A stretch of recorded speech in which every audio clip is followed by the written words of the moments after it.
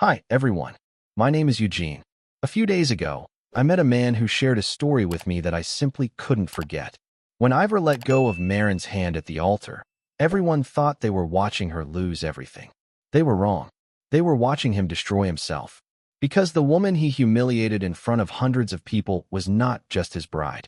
She was the reason his company still worked. And the moment she disappeared, everything began to crack. Marin stood at the church doors, holding her bouquet too tight. Her fingers hurt, but she didn't notice. Everything looked perfect. White flowers, soft light, expensive music, people smiling like nothing bad could ever happen here. This was supposed to be her moment. But something felt wrong. Her heart was beating too fast. Not from excitement. From fear. The doors opened. Everyone stood. Marin took her first step, then another. She walked slowly down the aisle, toward Ivor, the man she trusted, the man she loved, the man who once told her, "You're the only person who understands how my world works." He stood at the altar, tall, confident, perfect, the kind of man people follow without asking questions. To the outside world, he was a success story, a founder, a leader, a man who built something big. But Marin knew the truth. He didn't build it alone, not even close. As she got closer, she saw his face. Calm, too calm, not nervous, not emotional, just finished. "Ivor," she whispered. He didn't answer. His eyes moved past her, to the front row, to Sloane. Sloane sat there like she owned the room. Rich, beautiful, cold. The daughter of a man who could open doors others didn't even know existed. Marin had met her before, and every time, Sloane looked at her the same way, like she was temporary, like she would be replaced. The ceremony started. Words about love, trust, future. Marin didn't hear any of it. She only watched Ivor. He took her hands. His grip was cold. Then, he let go. Everything stopped. The air, the sound, her thoughts. He stepped back. The priest paused. People looked confused. And then Ivor said it. "I can't do this." At first, silence. Then whispers. Someone gasped. Someone dropped something. Marin felt like the ground disappeared under her. "What are you doing?" she asked. He looked at her. No pain. No guilt. Only distance. "This isn't right, Marin." Her voice shook. "What isn't right?" He raised his voice, so everyone could hear. "We come from different worlds. I tried to believe love was enough. But it's not. Different worlds. Like she was less. Like she never belonged." Marin felt heat in her face. All eyes on her. This wasn't private. This was a show. "You asked me to marry you," she said. "I was wrong," he replied. Just like that. No emotion. No hesitation. Then he turned. To Sloane. She stood slowly. Like she expected this. Like this was planned. Ivor reached for her hand. And the truth hit everyone at once. He wasn't just leaving Marin. He was replacing her. Right here. In front of everyone. Marin couldn't move. Couldn't speak. Couldn't breathe. Sloane walked to him. Calm. Perfect. Untouched. Ivor took her hand and said, "This is the life I choose. Not sorry. Not regret. Choice. Clear. Cold. Final." Sloane looked at Marin. At her white dress. At her shaking body. And gave a small smile. Victory. That's what it was. Then they walked away. Together. People moved aside. Nobody stopped them. Nobody said anything. Because powerful people don't get stopped. Even when they are cruel. The doors closed. And Marin collapsed. The bouquet fell. Then her knees hit the floor. Voices around her. Hands trying to help. Someone whispering. "Poor girl. Poor." That word cut deeper than anything else. That's what she was now. To them. Weak. Left behind. Not enough. That night, the video spread everywhere. Different angles. Different comments. Same story. A woman humiliated in public. People watched. Reacted. Judged. She was never his level. He upgraded. That's brutal, but smart. The rich girl wins. Marin turned her phone off. But the words stayed in her head. She sat on the floor in her dress. Didn't move. Didn't cry loudly. Just quiet pain. The kind that sits deep. 2 days passed. She barely ate. Barely slept. Just memories. Ivor in her kitchen. Ivor asking for help. Ivor saying, "If you don't fix this, the system breaks." Ivor saying, "Don't put your name on it yet. Let me handle the investors." She believed him. That was her mistake. On the third day, a message came. Not from Ivor. From his legal team. Cold. Clear. Her access was removed. All systems closed. Her role ended. Her work transferred. Marin read it slowly. Then again. Then again. And then she sat up. Because this wasn't just cruel. It was stupid. Very stupid. Ivor thought he removed her from his life. But he also removed the one person who held his system together. His company looked strong. But it wasn't. It was fragile. Full of hidden problems. Shortcuts. Exceptions. Things that only worked because Marin fixed them. She knew everything. Every weak point. Every risk. Every hidden failure. He sold the dream. She kept it alive. And now she was gone. Marin stood up. Walked to the mirror. She looked broken. But her eyes were different. Clear. Cold. Awake. You didn't just betray me, she said quietly. She looked at the message again. You made a mistake. That night, she opened her personal laptop. The one where she saved everything. Emails. Voice messages. Drafts. System logic. Proof. Ivor used to laugh about it. You saved too much. She didn't laugh now. She opened the folder. Years of work. Her work. Not his. The truth. She played a recording. Ivor's voice. If you don't fix this tonight, we lose everything. Another. Keep your name out of it. For now. Another. Sloane's family needs to see me as the face. Marin froze. Sloane. So it wasn't sudden. It was planned. For a long time. He used her. Her skill. Her trust. Her silence. Marin closed the laptop. Took a slow breath. This wasn't just betrayal. This was strategy. But a bad one. Because lies leave traces. Weeks passed. Then months. Marin stayed silent. No posts. No drama. No explanation. The internet forgot her. But Ivor didn't. Because things started to fail. Small problems first. Delays. Errors. Confusion. Then bigger ones. Partners asking questions. Investors getting nervous. Inside the company, people whispered. She used to fix this. Where's Marin? Why doesn't he understand his own system? Marin didn't react. She watched. Waited. Collected information. Because real revenge is slow. Then one day, she got a message. From Orson. A mentor. An old strategist. He wrote, Do you still think he took your future? She replied, Sometimes. He answered, He only took the place where you were invisible. That changed everything. The next day they met. He looked at her and said, You survived, but you're still thinking like someone who lost. I want justice, she said. He nodded. Then don't rush. Pain is fast. Truth is slow. What do I do? She asked. He gave her a folder. Become visible. Inside were contacts. Opportunities. People who needed someone like her. You don't need his name, Orson said. You need your truth. Marin looked at the folder. Slowly, something inside her started to rebuild. Not loud. Not fast. But real. She started working again. Quietly. Carefully. And people noticed. Then, 9 months later, Ivor announced a major presentation. Big promises. New system. Sloane by his side. Everything looked perfect. But the day before the event, Marin got a message. We want an independent review of Ivor's system. Confidential. Can you do it? She stared at the screen. Then at her files. Then at herself. She wasn't the same anymore. She typed one sentence. Yes. But my report will be honest. She pressed send. And at that moment, Ivor walked into the trap, built by his own lies. The presentation hall was full. Investors. Partners. Media. Cameras ready. Lights perfect. Everything looked controlled. Ivor stood on stage like nothing had changed. Like his world was still solid. Like he was still the man in control. Sloane stood beside him. Calm. Elegant. Confident. She looked like the future. And Ivor spoke like a winner. Our system is stronger than ever. Our structure is stable. Our growth is unstoppable. Big words. Clean words. Dangerous words. Because none of them were true anymore. Somewhere else, far from the cameras, Marin was watching. Not emotionally. Not nervously. Carefully. She didn't hate him in that moment. That part was already gone. Now she was focused. Focused on timing. Because timing is everything. Too early, and no one listens. Too late, and no one cares. But right now, he was speaking too much. And every word he said was a risk. Back in the hall, a hand went up. A man in a dark suit. One of the investors. Can you explain how your system handles exception routing in unstable regions? A simple question. But Ivor paused. Just for a second. Almost invisible. But it was there. Sloane noticed. The audience didn't. Not yet. Ivor smiled. Yes, of course. Our system is designed to adapt dynamically. Wrong. The answer sounded good, but it wasn't real. Because Marin knew something no one else did. That part of the system was never fully automated.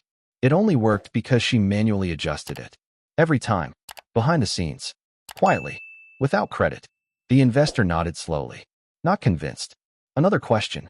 Who designed the original adaptive model? Ivor didn't hesitate this time. I did. That was the moment. The first real crack. Marin leaned back in her chair and whispered, "No, you didn't." The presentation ended with applause. But not the same kind. Not strong. Not confident. Something felt off. People didn't say it, but they felt it. After the event, Ivor went backstage. His smile dropped. "What was that question?" he asked sharply. Sloane looked at him. "Which one?" "The routing system." She tilted her head. "You answered it." "I handled it," he said. She didn't reply, because she saw it too. The hesitation. The gap. The truth trying to show itself. Meanwhile, Marin sent the report. Not to media. Not to the public. To the right people. Investors. Auditors. Partners. Quietly. Carefully. The report was clean. Clear. Cold. No emotions. Only facts. System dependencies. Manual overrides. Hidden risks. Missing documentation. And one important detail. The system's stability depended on a single operator. Not the founder.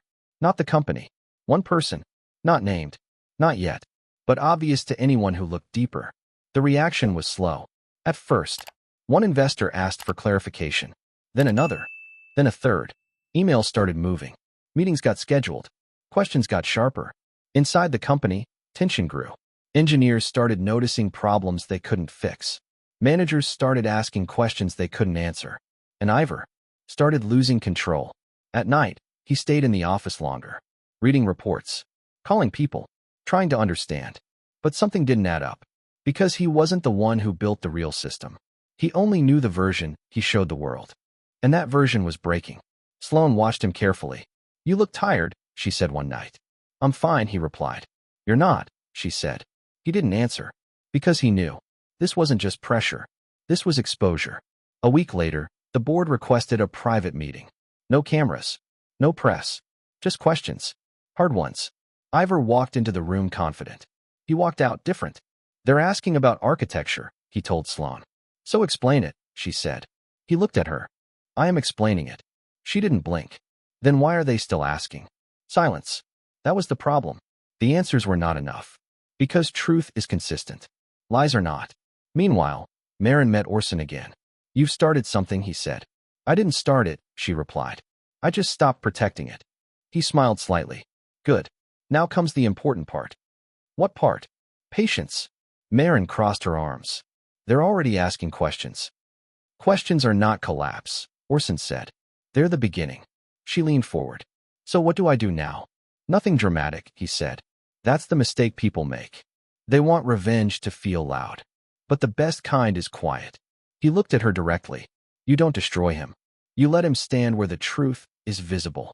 Back in the company, another problem hit. A major shipment failed. Then another. Then a third. Partners started pulling back. Investors started delaying decisions. And rumors began. There's something wrong. The system is unstable. The founder doesn't understand it. That last one spread fast. Because once doubt enters, it grows. Ivor felt it. In meetings. In looks. In silence.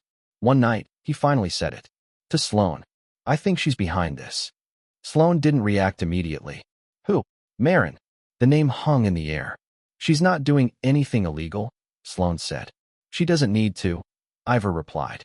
That was the first time he understood. This wasn't an attack. This was absence. And his company couldn't survive it. Days later, a formal audit began.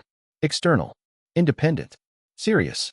The kind that doesn't care about reputation. Only truth. Documents were requested. Logs reviewed. Decisions questioned. And slowly, the story started to change. Not publicly. Not yet. But inside the rooms that matter.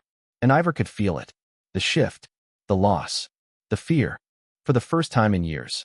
He was not in control. And far away from all of it. Marin was no longer hiding. She wasn't loud. She wasn't aggressive. But she was moving forward.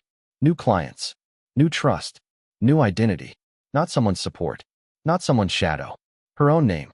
Her own work. her own power. And the most dangerous part? She didn't need him to fall anymore. But he was falling anyway. Because the truth was finally catching up to him. The room was quiet. Not the kind of quiet that feels calm. The kind that feels heavy. Dangerous. Ivor sat at the long table. Across from him, the board. To his right, auditors. To his left, legal. No cameras. No press. No performance. Only truth. And for the first time, he had no control over it. Let's begin, one of the board members said. Simple words. But they sounded like a sentence. Ivor nodded. Confident face. Controlled voice. Same as always. But inside, something was breaking. The auditor opened a file. We've completed the preliminary review. A pause. Then, there are significant inconsistencies in system ownership and operational control. Ivor leaned forward. What does that mean? The auditor didn't look at him emotionally. Only professionally. It means the system you presented as fully structured is not. A small crack. Just one. But enough. We found repeated manual overrides. The auditor continued. Critical functions that depend on undocumented logic. And most importantly, another pause. The room got even quieter. A single point of operational dependency. Ivor's jaw tightened. What are you saying? The auditor looked directly at him. We're saying your system depends on one person. Silence. No one moved. No one spoke. Everyone understood. Even before the name was said. Ivor tried to stay calm. That's normal in early-stage systems, he said. The auditor didn't react. This is not early stage. Another board member leaned forward. Who was that person? Ivor didn't answer. Because he knew. And saying it out loud would make it real. At that moment, the door opened. Everyone turned. Marin walked in. Calm. Simple. No drama. No anger. Just presence. For a second, no one spoke. Because no one expected her. But she belonged there. More than anyone in that room. One of the board members stood up. Ms. Marin, thank you for coming. Ivor froze. You invited her? He asked. The answer came calmly. We invited the person who understands the system. That hit harder than anything. Marin sat down. Across from him. The same distance. But a completely different position. He wasn't above her anymore. Not even close. The auditor turned to her. Can you confirm your involvement? Marin didn't rush. Didn't try to impress. Didn't try to attack. She simply said, I built the adaptive layer of the system. Silence. Then she added, and I maintained it. No emotions. Just truth. Ivor finally spoke. That's not the full picture. Marin looked at him. For the first time in months. You're right, she said calmly. It's not. She opened her folder. Placed documents on the table. Emails. Logs. Voice transcripts. Dates. Proof. Clean. Clear. Undeniable. You built the story, she continued. I built the system. That line changed everything. You could feel it. The shift. The collapse. Not loud. Not dramatic. But complete. The board started asking questions. Real ones. Not polite. Not soft. Direct. Sharp. How much of the system is dependent on this structure? What happens if it's removed? Why wasn't this disclosed? Ivor tried to answer. But every answer sounded weaker than the last. Because truth is stable. And lies fall apart under pressure. Sloane was not in the room. But her influence was. And it was fading. Fast. One board member leaned back.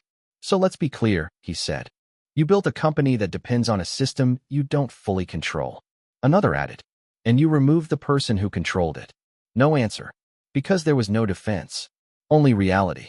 Marin didn't smile. Didn't enjoy the moment. Because this wasn't revenge anymore. This was balance. What was hidden was now visible. The meeting ended quietly.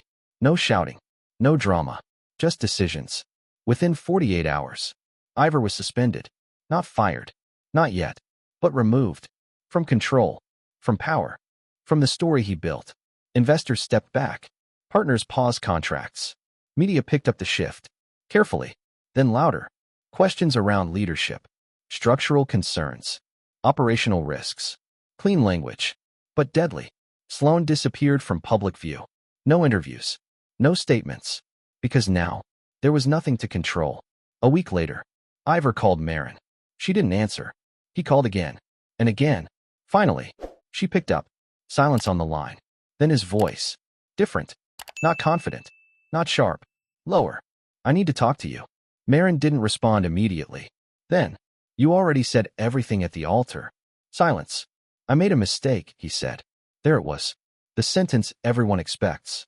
But it came too late. What kind? She asked calmly. A pause. The biggest one. She shook her head slightly. No. He didn't understand. That wasn't your biggest mistake. Silence again. Then she said it. Your biggest mistake was thinking I needed you more than you needed me. That was the truth. The real one. The one that couldn't be changed. I can fix this, he said. For both of us. She almost smiled. Almost. No, she said. You can't fix something you never understood. He breathed out slowly. I'm sorry. And this time, it sounded real. But it didn't matter anymore. Because apology without consequence is just a delayed reaction. I know, she said, and ended the call. Weeks passed. Then months. The company changed. New leadership. New structure. New transparency. Slower, but stable.